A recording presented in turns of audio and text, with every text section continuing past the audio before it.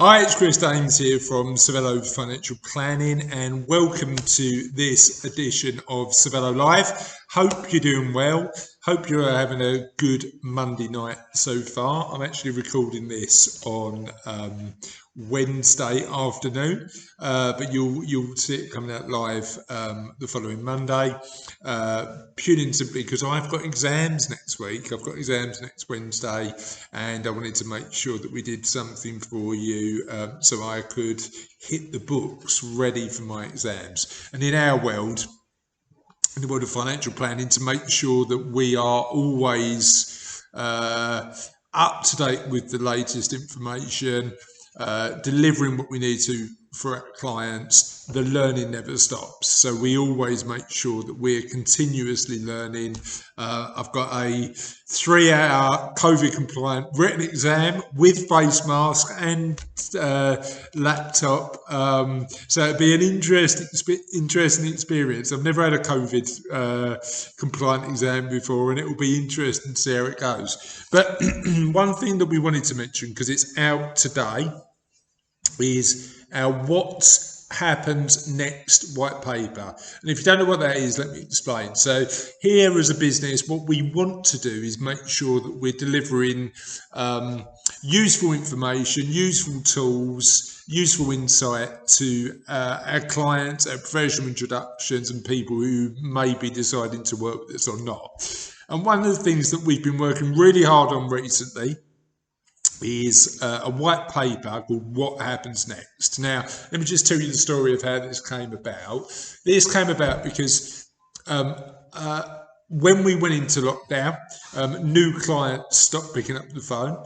But as we eased slowly out of lockdown, what we found is that lockdown has made people consider what to do for their futures and how their money, how the wealth they've built, particularly if they're in their late 40s to early 60s, how the wealth they've built can allow them to live the life they want. So lockdowns made them think about what decisions they want to make for the future. And as financial advisors and planners, part of our job is to link what somebody wants to do with their life with their money and work out how we can support them to achieve the goals.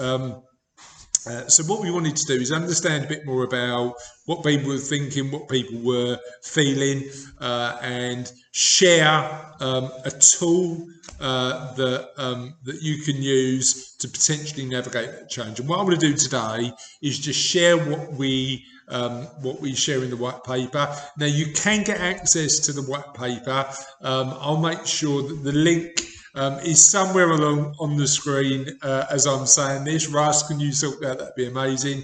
And in the show notes, so that there'll be a link that you can just click on to, give us your email address so we can stay in touch for more useful information, and you get a copy of the white paper for free. But I wanted to share today some of the insights that you'll get from the white paper. So it's produced by us. I wrote it, and again, as I said, it was based on that desire from people who are a certain age to start thinking about their futures and think about what's next. So the first thing we did is find out a little bit more about what people were thinking and feeling about their current situation. And one of the things that we wanted to focus on isn't on just money, but well-being in a more general context. So what we wanted to look at, there's a really amazing book called Wellbeing by Rath and Harter that talks about the 5 elements of well-being. So it's social, how connected are you with people? Financial, how financially secure do you feel? Career, how's work going? Are you enjoying it? Are you not? How do you feel about work? Physical, are you getting enough physical exercise? How's your energy? How do you feel about your body? That sort of stuff, because that is an important part of wellness. And community. How connected are you with other people in your local environment, business environment, whatever it may be, in whatever you perceive community to be. Now we asked a decent number of people, we had a decent number of responses, and the results were really interesting because the results told us that social well-being among the people we asked was high. Financial well-being was relatively high. Career and physical were about average, and community was low. So out of the people we surveyed, social and financial was high, career and physical was average, community was low. Now, what's interesting about that is financial well-being being high, but people aren't enjoying work as much. And I'd question whether that tells us that potentially we need to make some changes in our life using the money that we've accumulated, the wealth we've accumulated, to make sure that we're spending our time in an effective way possible. So interested to hear your thoughts about that. The other big learn for us is more and more people don't just want to retire, they just don't want to stop. So we ask people what the next 10, 20 years looks like for them. And whilst conventional retirement, stopping work, living the life and spending time doing what they love, remain relatively popular, 52% of people still wanted to do that. A new model retirement that involved bits of work and bits of spending time doing more of what you wanted to do, but in a balance, is becoming more and more popular. That came in at 48%. So what we've seen there over the years, and if we look at historical surveys that we didn't complete but other people did, if you looked at 20, 30 years ago, the general perception is that you hang up your boots at 60 or 65, you get your gold watch and you sail off into the sunset. People don't want to do that anymore. People want to live full, exciting future lives. And I think that's a really interesting perspective. Talked about the fact that financial well-being is high and career well-being is low, and I question whether people need to start thinking about what's next for them in terms of their futures and whether they need to change their work environment. And the reason I question that is because a lot of our clients who are relatively wealthy come in and speak to us and say, I'm not enjoying what I'm doing anymore. But I need to make sure that I think I'm in a really good financial position, but I need to make sure that I can make decisions with the confidence and security to know that I am. And certainly as financial planners, that's definitely part of our job. The other thing was lockdown and the pandemic has changed people's perspectives. So about just under 3/4 of people told us that the lockdown and the experience they went through has changed the way they look at their futures. Now, I think for some that may be, actually, I'm really enjoying lockdown, I'm enjoying time spent with my family, and I want to do more of that. That's great. For others, it's like, actually, I need the social experience and the engagement that work provides, or I've realised how much I miss certain aspects of my life, and I want to give more prominence on that when things slowly get back to normal. But certainly lockdown has changed perspective. Now, my thought on that is, if it's changed perspective, that's certainly a pivot point where you can turn around and go, I've changed my mind about what my future looks like. Do I need to review what my goals are, and do I then need to make changes to make sure we ensure that we move forward? So certainly that's definitely worth doing.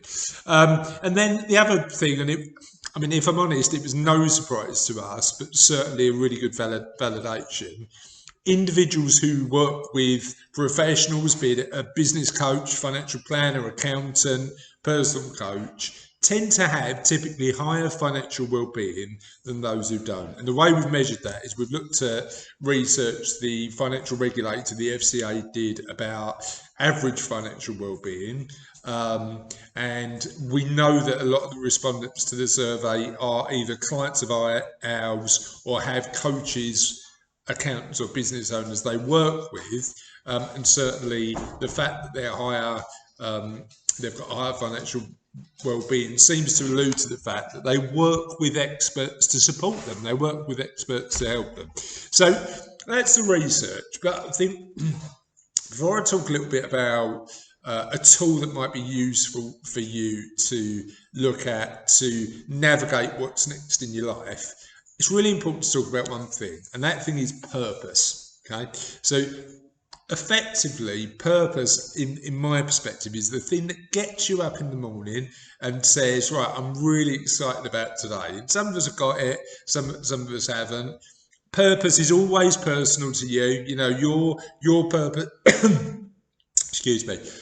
Your purpose, your why you get up in the morning is going to be different to mine, and it changes over time. Certainly, before I had kids, my purpose was probably less clear than it is now, because kids are a great focus. But typically, as you get older, purpose might be to work less, enjoy more, get the right balance, and certainly, if you're considering since the pandemic what's next in your life, having that understanding of what gets you up in the morning, what drives you, what are your values, what's important to you, what would you like to spend more time doing, is pretty important.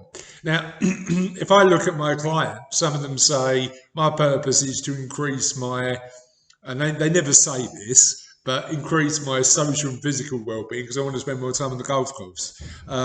It might be that I want to give back, I want to work for a charity, or I want to use the skills that I've built up in a career to make sure that I'm delivering for other people. And that typically improves your community and social well-being. So the interesting thing is when you're looking at purpose, also look at how it can improve the aspects of well-being that are important to you. So is it I want to do something where I meet new friends? Clearly that's going to improve the social well-being, but all of those aspects are important to consider. So think about purpose, and certainly what we've done in the white paper is help by sharing a few of the things that you want to consider when you're thinking about what's next around purpose. Now, once you've worked out, right, okay, these are the bits that are really important to me and these are the things you want to do, it's time to follow a particular process. Now, we call that process the NEXT process. And NEXT stands for navigate, navigate, I'll get it right in a minute, navigate, evaluate, execute, and track. Okay, so navigation is about where do I want to go? What's my purpose? What do I want to spend my time doing? And what's going to make me most happy, improve my well-being moving forward. Now, that isn't only about the money. Even though we work with people about identifying whether they've got enough money, bear in mind that money is a tool to achieve your goals. So it's important to understand what you want to do, not with your money, but with a resource that's infinitely more finite than money, and that's time. You know, we've only got limited time and we need to make sure we make the most of it. And the questions that I'd sort of asked more generally would be, if you had all the money in the world, how would you spend your day? How would you spend your week? How would you spend your month? How would you spend your year? And if it's different to the way that you spend your time now, there's changes to be made. So that's certainly a powerful question worth considering. In terms of the areas of well-being, and this can highlight some of the potential gaps in some of the areas of well-being. Certainly somebody who had higher financial well-being would expect to be confident that they're to have enough money to achieve their goals. So the question to ask yourself is, how confident are you that you can achieve your goals using the money you've got? Social, how strong are your personal relationships, and could that do with some work, and could you invest more time in doing that? And career, how much do you love what you do every day? How much do you get up in the morning and really feel inspired to deliver what you need to? We've also got questions for physical and community, but they're all in the white paper. That if Russell's really clever, who's editing this, there'll be a little link at the top telling you where to find it. So once we've looked at where we want to get to, we want to look at where we are. So navigate and then evaluate. And navigate is all about saying, I know where I need to get to. I know what my ideal day, week, month or year looks like. where am I now, so I understand what the gap is. So financial, if you're looking at financial evaluation, how close are you to achieving true financial independence? If you stop doing what you were doing today, would you run out of money? And certainly at Cervello, we answer a lot of those questions on behalf of our clients. Physical, how satisfied are you with your current level of fitness? Diet and sleep habits, certainly my sleep habits could do with a bit of improvement. That's an area that I'm working on at the minute. But certainly those elements are elements that you need to consider. And community, if you had all the time in the world, how would you spend it? And how much time do you spend in your communities now, potentially giving back and using your skills and expertise to support other people? So what you have after navigate and evaluate is a gap. Most people have got a gap. That changes over time. But this isn't about worrying about that gap. It's about making sure you're in a position where you understand what the gap is, so you can take time to fill it. And that gap isn't only a financial one. It's one about making sure that you're in a position where if you feel that you need to invest more time in the social aspects, you know that, and you can take action to do it. So once we've navigated and evaluated, we then move on to executing. What do we do to make sure that we're in a position where we're moving forward and taking action to achieve that, close that gap, and achieve closer to what is ideal? And the reality is, you'll never get to ideal, because sometimes that changes and things change and things like that. But getting, making progress and making the journey towards a happier life that contains more well-being is the goal of this process. So we've looked at navigate, we've looked at evaluate, now we're on to execute. And what I prefer, and I know there's different techniques in terms of doing this, is to take action in really small bite-sized chunks. If you sometimes look at the gap, it's going to feel big, it's going to feel huge. And certainly I prefer action that you can take in small actionable steps that just gradually, incrementally get you close to this goal. And some of the things you can do, I mean, we've shared some tips in the white paper.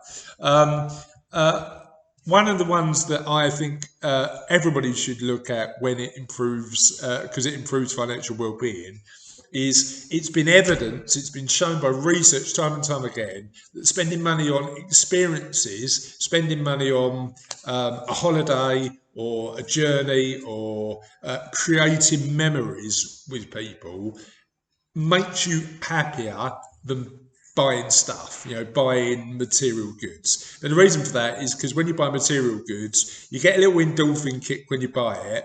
And it doesn't matter how big the material goods are either. It could be a car or a house, and actually the impact that has on your happiness is very short-lived compared to buying an experience. And the reason for that is because with the experience, you get the anticipation. That's our holiday. I quite like travel, so that might be a good one to pick. A holiday, you get the experience of anticipation. You wait for the holiday to come. And then you get the memories that you remember from having that experience, which last a lot longer than just having stuff. It's been shown to do that.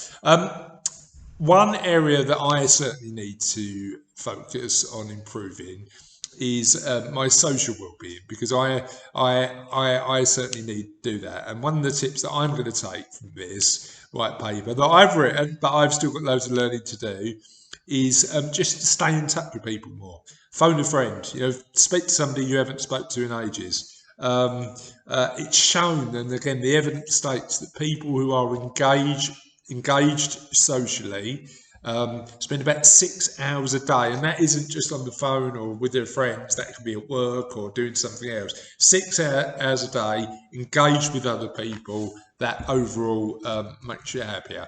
Regardless of where you are in your career, another tip might be check in with somebody you like, know, respect and trust to help you.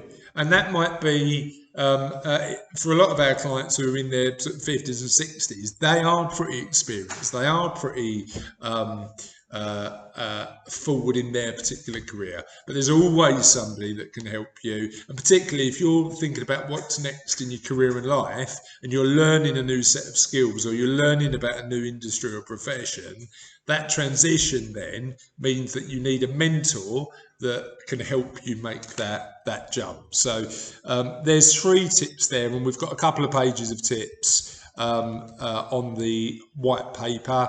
But there's 3 tips there that might be particularly useful. So we've navigated, we've evaluated, we've executed. Job done, right? We're fine. We're sorted out. We're on track. Not really, because what happens is your goals change, your life changes, your expectations change. Things get in the way of the plan. The plans are never straightforward, and you're always in a position where you need to continuously review that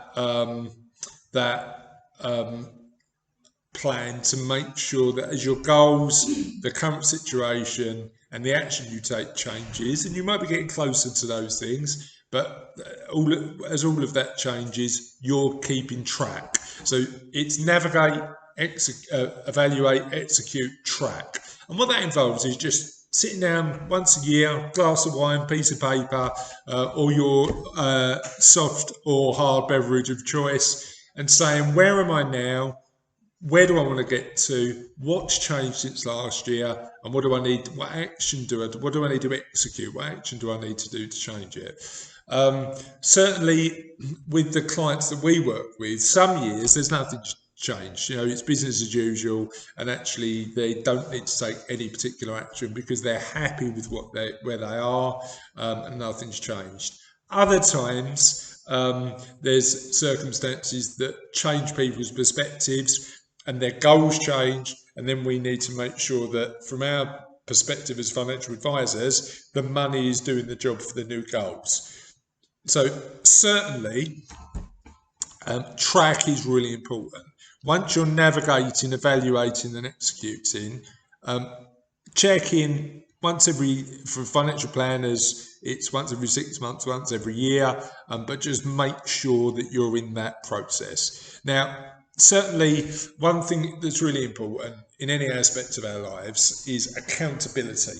So one of the things that we know from the evidence and we know from the research we've done is working with a professional, be it a business coach, a personal coach, or a financial planner, or your accountant, if they're strategically minded, is having that accountability, having somebody who's working with you to drive you forward helps. It adds value and it helps you achieve your goals. When we have conversations with clients about our fees, the important conversation is about value. Are we consistently adding value? Because cost is one thing, but if you're getting to your goals quicker and living a life that you want to, because you're working with a professional and spending time doing what you love, what's the value of that? And sometimes people underestimate that. So in conclusion, we can all improve our overall well-being. Just little tweaks can get you there, and having a process in place to do that helps. And now's the ideal time, because what the recent pandemic has shown us is that we're in a position where we're all thinking about change. And if you're at an age where you've accumulated wealth and you've got a few options financially, certainly now is the time to think about that. But people's minds are changing about what the future looks like, and it's not all about 60 gold watch, 60 or 65 gold watch. I'm going to sail off into the sunset. The future of our lives is increasingly more complex than that, and we need to bear that in mind. And hopefully the framework that I've talked about, the navigate, evaluate, execute, track, the next framework is one tool that can help you support that. Now, we use the next framework and a bunch of different tools here at Cervello to support our clients to achieve their goals. We also do all of the conventional stuff that you'd assume that a financial advisor does, but including manage money and including make sure you're invested right and including you make smart investment decisions to achieve your goals. But we also believe that money on its own means very little unless it's helping you live the life you want, and that's why we talk about this sort of stuff. So hopefully that was useful. Russ, because he's an amazing editor and video producer, is going to put the link up there again, so you can download the white paper. However, what you can also do is get in touch with us directly if you think that working with a financial planner who's determined to help you achieve your goals is what you're looking to do. Hopefully that was useful. Have a lovely evening, or whenever you're watching this, because it might not be the evening. Have a lovely day, and I look forward to catching up with you soon.